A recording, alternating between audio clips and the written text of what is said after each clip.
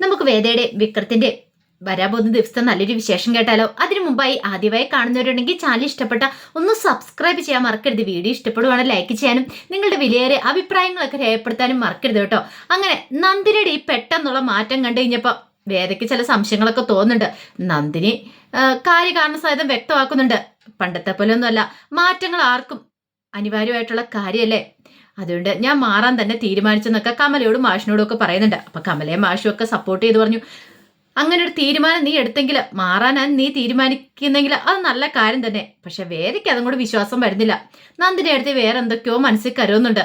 കാരണം ഇത്രയും നാളും ഇല്ലാതെ പെട്ടെന്നൊരു ദിവസം അടുക്കള കയറി എല്ലാത്തിനും സഹായിക്കുക, ശ്രീജനെ സഹായിക്കുക, വീട്ടുകാര്യങ്ങളിലൊക്കെ ഇടപെട്ട് എല്ലാ കാര്യങ്ങളും വേണ്ട പോലെ ചെയ്യുക, അതൊന്നും അത്ര പെട്ടെന്ന് നന്ദിനി അടുത്തേക്ക് ചെയ്യാൻ കഴിയുന്ന കാര്യങ്ങളല്ല. എന്തോ വേറെ കാര്യമുണ്ട്. എന്താണെങ്കിലും അധികം വൈകാതെ തന്നെ താനിത് പുറത്തു കൊണ്ടുവരും എന്നൊക്കെ വേദ ചിന്തിക്കുകയാണ്. ആ സമയത്ത് വേദേനെ നോക്കണം. നന്ദിനി ചോദിച്ചു, എന്താ വേദേ, എന്തു പറ്റി, നീ എന്താ ഒന്നും മിണ്ടാത്തേന്ന് ചോദിക്കുക. ഒന്നുമില്ല, കാരണം എല്ലാവരും കൂടെ സംസാരിക്കുന്ന സമയത്താണ് നന്ദിനിയെ കുറിച്ച് മാഷ് ഇങ്ങനെ പറയണേ, കുറെ മാറ്റങ്ങളും കാര്യങ്ങളൊക്കെ ഉണ്ടല്ലോ എന്ന്. വേദ പിന്നീട് അകത്തേക്ക് അങ്ങോട്ട് കയറിപ്പോയി. കുറെ സമയം കഴിഞ്ഞ് കഴിഞ്ഞപ്പോഴത്തേനുമാണ് വിക്രം വരുന്നത്, വരുണിനെ കാണാൻ പോയിട്ട്. അങ്ങനെ വിക്രം വന്നു കഴിഞ്ഞപ്പോഴത്തേനും വേദ വിക്രത്തിന്റെ അടുത്തേക്ക് ചെന്നു. എന്നിട്ട് ചോദിച്ചു, എന്തായി കാര്യങ്ങൾ, വരുണിനെ കണ്ടോ, അവൻ എന്തു പറഞ്ഞു, അങ്ങനെയൊക്കെ ചോദിക്കുക. നൂറ് സംശയങ്ങളായിരുന്നു വേദയ്ക്ക്. ഇനിയിപ്പോൾ എന്തായി കാര്യങ്ങൾ, തന്നോട് അവൻ പറഞ്ഞ പോലെ തന്നെയാണോ വിക്രത്തിനോട് പറഞ്ഞിട്ടുണ്ടായിരിക്കുക, അതോ ഇനിയിപ്പോൾ വേറെന്തേലും ആണോ, അവർ തമ്മിൽ വല്ല വഴക്കുണ്ടായോ? ആ സമയം വിക്രം പറഞ്ഞു, നീ പറഞ്ഞ പോലെ തന്നെയാന്ന് പറയണേ. എന്ത്? അല്ല, അവന് നല്ല മാറ്റം ഉണ്ടെന്ന് പറയണം. അത് കേട്ടപ്പം വേദ ചോദിച്ചു, സത്യമാണോ വിക്രം? അതെ, സത്യമായിട്ടുള്ള കാര്യമാണ്. അല്ല, അവൻ എന്തൊക്കെയാ പറഞ്ഞേ? അവനിപ്പോൾ എന്ത് പറയാനായിട്ട്? ദീപ്തിയുടെ കാര്യത്തിൽ അവൻ സീരിയസ് ആണെന്ന് എനിക്ക് മനസ്സിലായി. പിന്നെ നമ്മളൊന്നും ഉദ്ദേശിക്കുന്ന പോലെ എല്ലാം തോന്നുന്നു അവനിപ്പം. കാരണം അവന് കുറെ മാറ്റങ്ങൾ സംഭവിച്ചിട്ടുണ്ട്. നീ പറഞ്ഞില്ലേ ഒരു മനുഷ്യന് മാറ്റം സംഭവിക്കാനായിട്ട് അധിക സമയം വേണ്ടെന്ന്. ഒരുപക്ഷെ അങ്ങനെ ഒരു മാറ്റമാണെന്ന് തോന്നുന്നു സംഭവിച്ചിരിക്കുന്നേ. അല്ല, എന്നിട്ട് വിക്രം എന്തു പറഞ്ഞു? ഞാൻ എന്ത് പറയാനായിട്ടാ? ഇത് ദീപ്തിയുടെ വരുണ്ട കാര്യമല്ലേ, അവരുടെ കാര്യത്തിൽ അവരല്ലേ തീരുമാനം എടുക്കണ്ടേ, അല്ലാതെ നമ്മളല്ലല്ലോ. നമ്മൾ എന്ത് തീരുമാനം എടുത്തിട്ട് എന്താവാനായിട്ടാ? അവരുടെ കാര്യത്തിൽ അവരവരുടേതായ ഒരു തീരുമാനം എടുക്കട്ടെ. നമ്മൾ എന്താണെങ്കിലും ഒന്നും പറയാനും മിണ്ടാനും ഒന്നും പോകണ്ട. അവർക്ക് ശരിയെന്ന് തോന്നിയത് അവർ ചെയ്യട്ടെ എന്ന് പറഞ്ഞു. അപ്പോഴേക്കും വേദ ചോദിച്ചു, സപ്പോർട്ട് ചെയ്യുവാണെന്ന് ചോദിക്കുക. സപ്പോർട്ട് ചെയ്യുന്നോ അല്ലാതെ ഒന്നുമല്ല, കാരണം അവർക്കറിയാലോ എന്ത് വന്നാലും നേരിടാൻ തയ്യാറായിട്ടായിരിക്കുമല്ലോ ദീപ്തി ബന്ധത്തിലേക്ക് ഇറങ്ങി തിരിച്ചിരിക്കുന്നത്. വരുണിന്റെ സംസാരമൊക്കെ കേട്ടിട്ട് അവൻ പഴയ പോലെ ആ പഴയ സ്വഭാവമാണെന്ന് എനിക്ക് തോന്നുന്നില്ല. മാറ്റങ്ങൾ വന്നിട്ടുണ്ടെന്ന് തോന്നേ. ഒരുപക്ഷെ അവന്റെ അച്ഛനായിരിക്കും അവനിങ്ങനെ വഷളാക്കിയിരിക്കുന്നത്. മദ്യത്തിനും മയക്കുമരുന്നിനും അടിമപ്പെട്ട് നടക്കുമായിരുന്നല്ലോ. അതിന്ന് ഒരു പക്ഷേങ്കിൽ അവനിപ്പം ഒരു തലി വിടണമെന്നൊരു തോന്നലുണ്ടായിക്കാണും, ഒരു കുറ്റബോധം തോന്നിക്കാണും. അത് മാത്രമല്ല, അവൻ എന്നോട് നന്ദി പറഞ്ഞു. ഞാൻ കാരണമാണ് അവനിപ്പോൾ ജീവിതത്തിലേക്ക് മടങ്ങി വന്നതെന്ന്. അന്ന് ഞാൻ അവനെ അടിച്ചില്ലായിരുന്നെങ്കിൽ അവൻ ഒരിക്കലും ഇങ്ങനൊരു പുതിയ ജീവിതത്തിലേക്ക് വരില്ലായിരുന്നു. ആ പഴയ ജീവിതം തന്നെ നയിക്കുണ്ടായിരുന്നുള്ളെന്ന്. ഇത് കേട്ടപ്പോൾ വേദ പറഞ്ഞു, കാര്യമൊക്കെ കാര്യം തന്നെ, പക്ഷേ എങ്കിൽ അച്ഛനും അമ്മയൊക്കെ സമ്മതിക്കും തോന്നുന്നുണ്ടോ? ഒരിക്കലുമില്ല. ദീപ്തിയുടെ ബന്ധം അറിഞ്ഞപ്പോൾ മുതൽ അവർക്ക് ആകെപ്പാടെ ടെൻഷനാണ്, എന്ത് ചെയ്യണമെന്ന് പോലും അറിയത്തില്ല. വിക്രം പറഞ്ഞു, നമ്മൾ ഇതിനകത്ത് കൂടുതൽ തലയിടാതിരിക്കുന്നതാണ് നല്ലത്. നമ്മൾ എന്തിനാ വെറുതെ ഇല്ലാത്ത പ്രശ്നങ്ങൾ നമ്മുടെ തലയിലേക്ക് കയറ്റിവെക്കുന്നത്? അതിൻ്റെ ആവശ്യമില്ല. അങ്ങനെയൊക്കെ വേദയെ പറഞ്ഞ് സമാധാനിപ്പിക്കാൻ ശ്രമിച്ചു. പക്ഷെ വേദയ്ക്ക് എന്തോ വല്ലാത്തൊരു ബുദ്ധിമുട്ട് തോന്നി. കാരണം തൻ്റെ കുടുംബത്തെ താൻ കാരണം വേദനിപ്പിച്ചു. ഇനിയിപ്പോൾ ദീപ്തിയും കൂടെ ഇങ്ങനെ ആയിട്ടുണ്ടെങ്കിൽ വീട്ടുകാരെങ്ങനെ സഹിക്കും എന്നൊരു ചിന്തയൊക്കെ ആയിരുന്നു മനസ്സിൽ നിറയെ ഉണ്ടായിരുന്നത്. ആ സമയം വാസവൻ വീട്ടിലേക്ക് വന്നു. വാസവൻ വീട്ടിൽ വന്ന് കഴിഞ്ഞപ്പോൾ രേണുക എന്ന് ആഹാരമൊക്കെ വിളമ്പി കൊടുക്കുക. അങ്ങനെ ആഹാരം എല്ലാം കഴിച്ചു കഴിഞ്ഞപ്പോഴത്തേനും രേണുക വാസവനോട് കാര്യങ്ങൾ പറയണേ. ഇന്നേ ആ പെൺകുട്ടി ഇവിടെ വന്നിട്ടുണ്ടായിരുന്നു പറയണേ. പെൺകുട്ടിയോ? ഏത്? ഓ, അത് പിന്നെ വരുണിന് ഇഷ്ടപ്പെട്ട ആ പെൺകുട്ടിയില്ലേ, വേദയുടെ അനുജത്തി ദീപ്തി. അവൾ എന്തിനാ ഇവിടെ വന്നേ? അത് വരുണിനെ കാണാൻ വേണ്ടി വന്നതാ. എനിക്ക് ഇഷ്ടപ്പെട്ടു, എനിക്കും മീനുക്കുട്ടിക്കും ഭയങ്കരമായിട്ട് ഇഷ്ടപ്പെട്ടു. നല്ല സ്വഭാവമുള്ള നല്ലൊരു കുട്ടി. എന്നിട്ടോ നീ എന്ത് പറഞ്ഞു അവളോട്? ഞാൻ എന്ത് പറയാനായിട്ടാ, ഞാൻ അവളോട് കാര്യങ്ങളൊക്കെ ചോദിച്ചു. ഒരുപക്ഷെ പെട്ടെന്നൊരു തീരുമാനം എടുത്താണോ വരുണിനെ ഇഷ്ടപ്പെടാൻ കാരണം എന്താണെന്നൊക്കെ ചോദിച്ചപ്പോൾ അവള് പറഞ്ഞു, എന്തൊക്കെ സംഭവിച്ചാലും എനിക്ക് വരുണിനെ ഇഷ്ടമാണ്. ഞാൻ വരുണിൻ്റെ പഴയ കാലങ്ങളൊന്നും അല്ല ചിന്തിക്കുന്നത്, എനിക്ക് ഇപ്പോഴത്തെ വരുണിനെയാണ് ഇഷ്ടപ്പെട്ടെ. അങ്ങനെയൊക്കെ കുറേ കാര്യങ്ങളൊക്കെ പറഞ്ഞു.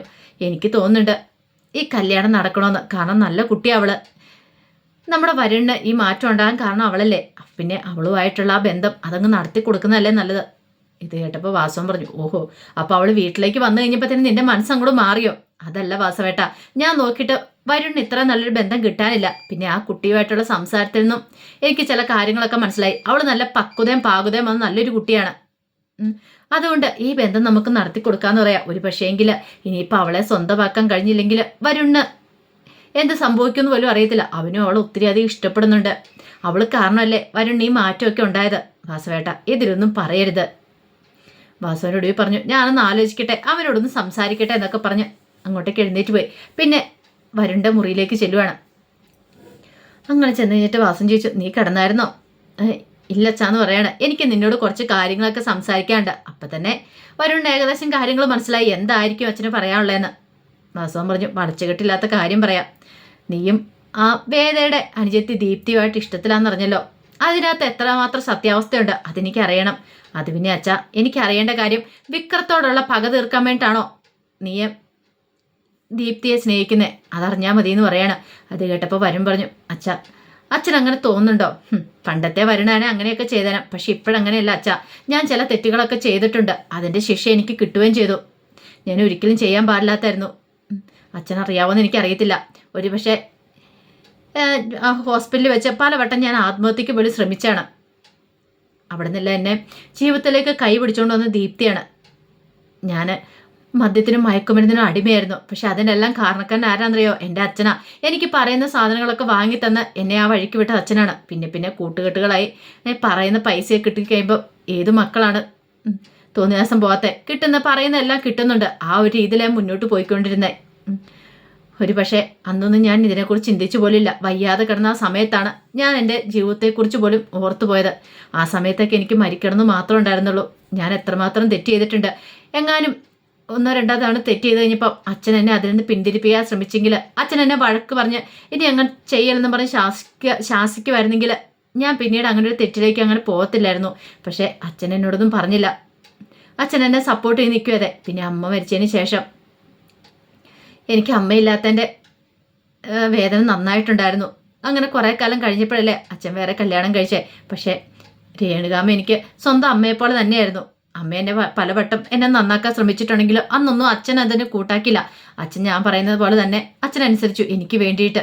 പക്ഷേ അന്നൊക്കെ അച്ഛനെന്ന് നേരെ ഒന്ന് ഉപദേശിക്കുമായിരുന്നെങ്കിൽ ഒരു പക്ഷേ ഇങ്ങനെയൊന്നും ഞാൻ ആവില്ലായിരുന്നൊക്കെ പറയാണ്. ഇതൊക്കെ കേട്ട് കഴിഞ്ഞപ്പോൾ വാസവനൊരു അമ്പരപ്പോട് കൂടിയിട്ട് അവനെ നോക്കുവാണ്. കാരണം അവൻ പറയുന്ന സാധനങ്ങളെല്ലാം വാങ്ങിക്കൊടുത്ത് അവൻ ഒരു കുറവും വരുത്തില്ല. കാരണം അമ്മയില്ലാത്ത കുട്ടിയാണ്.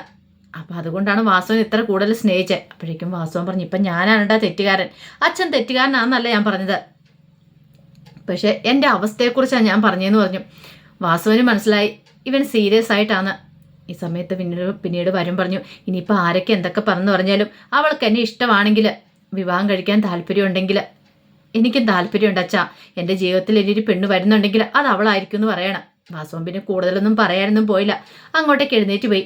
പിന്നീട് പിറ്റേ ദിവസമായി കഴിഞ്ഞപ്പം വേദ കോടതിയിലേക്ക് പോകാനായിട്ട് ഒരുങ്ങുകയാണ്. അങ്ങനെ ഒരുങ്ങി ഇറങ്ങി കഴിഞ്ഞപ്പോഴത്തേനും വിക്രം പറഞ്ഞു, ഞാനും അങ്ങോട്ടേക്ക് വർക്ക്ഷോപ്പിൽ പോകാൻ വരുന്നുണ്ട്, വാ ജംഗ്ഷനിൽ ഇറക്കാമെന്നൊക്കെ പറഞ്ഞ് വേദയും കൊണ്ട് അങ്ങോട്ട് പോയി.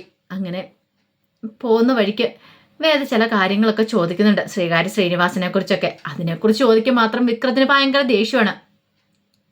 പക്ഷെ വേദ അങ്ങനെ വിടാനായിട്ട് കൂട്ടാക്കിയിട്ടുണ്ടായിരുന്നില്ല. വേദ ഓരോന്നോരോങ്ങനെ കുത്തി ഇങ്ങനെ ചോദിച്ചുകൊണ്ടിരുന്നു. എന്തെങ്കിലും കാര്യങ്ങൾ വിക്രത്തിന് നാവിന്ന് വരുമോയെന്ന് അറിയാൻ വേണ്ടിയിട്ടായിരുന്നു ചോദിച്ചുകൊണ്ടിരുന്നത്. കാരണം ഈ പറയുന്ന ശ്രീനിവാസന്റെ ഭാര്യയ്ക്ക് ചില ബിനാമി ഇടപാടുകളും കാര്യങ്ങളും ഒക്കെ ഉണ്ട്. അങ്ങനെയാണെങ്കിൽ ചില കാര്യങ്ങളൊക്കെ ചെയ്യേണ്ടതുണ്ട്. സ്റ്റാർട്ടപ്പ് ബിസിനസ് എന്നൊക്കെ പറഞ്ഞുകൊണ്ട് വലിയ പറ്റിപ്പേര് തന്നെയാണ് അവർ നടത്തിക്കൊണ്ടിരിക്കുന്നത്. അതിൻ്റെ തെളിവുകളും കാര്യങ്ങളൊക്കെ കിട്ടണം. അപ്പം അത് കിട്ടാനൊക്കെ എന്തെങ്കിലും മാർഗം ഉണ്ടോ എന്ന് അറിയാൻ വേണ്ടിയിട്ടാണ് വിക്രത്തോട് ഓരോന്ന് ചോദിച്ചുകൊണ്ടിരിക്കുന്നത്. വിക്രം അങ്ങനെയൊന്നും വിട്ടു പറയുന്നും ഉണ്ടായിരുന്നില്ല. ഒടുവിൽ ജംഗ്ഷനിൽ എത്തിക്കഴിഞ്ഞപ്പോഴത്തേനും വേദ ഇറങ്ങി കഴിഞ്ഞപ്പം വിക്രം പറഞ്ഞു, അതെ എനിക്ക് നിന്നോടൊരു കാര്യം പറയാനുണ്ട്. എന്താ?